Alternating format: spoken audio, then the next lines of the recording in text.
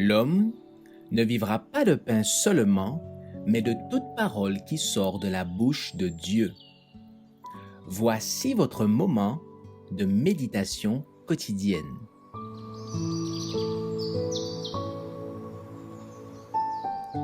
Maranatha.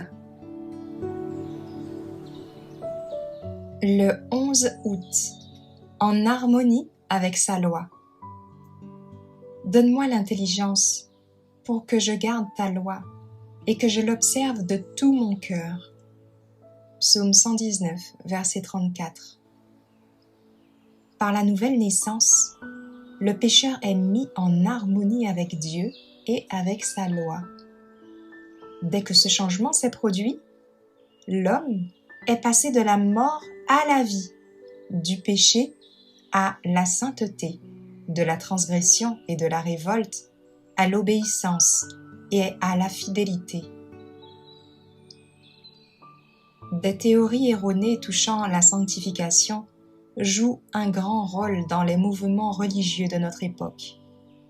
Ces théories, non seulement fausses mais dangereuses, trouvent un accueil empressé, ce qui nous impose le devoir de faire comprendre à tous l'enseignement des Écritures à ce sujet. La véritable sanctification est une doctrine biblique. L'apôtre Paul écrit aux Thessaloniciens : « Ce que Dieu veut, c'est notre sanctification. » Il ajoutait : « Que le Dieu de paix vous sanctifie lui-même tout entier. » 1 Thessaloniciens 4, verset 3. 1 Thessaloniciens 5, verset 23. La Bible enseigne clairement en quoi consiste la sanctification et comment on y parvient.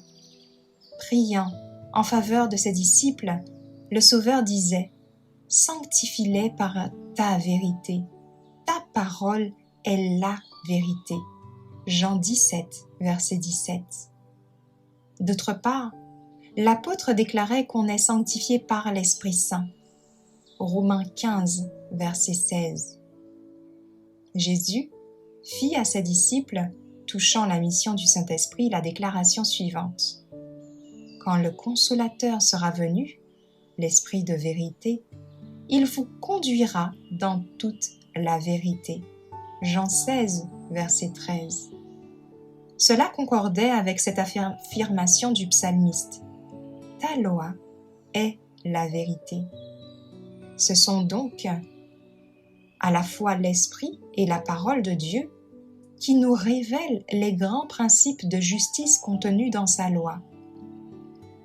Étant donné que sa loi est sainte, juste et bonne, qu'elle est une expression écrite des perfections divines, un caractère formé à l'obéissance à cette loi sera saint.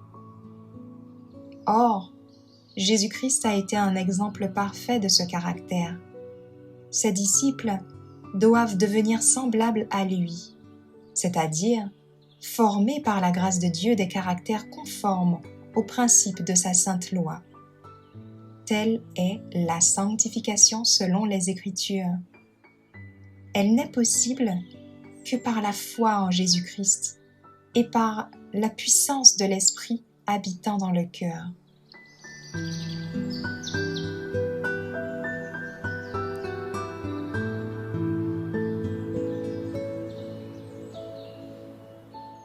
Merci d'avoir écouté cette présentation. Assurez-vous de nous rejoindre demain pour votre moment de méditation quotidienne avec lereste.org.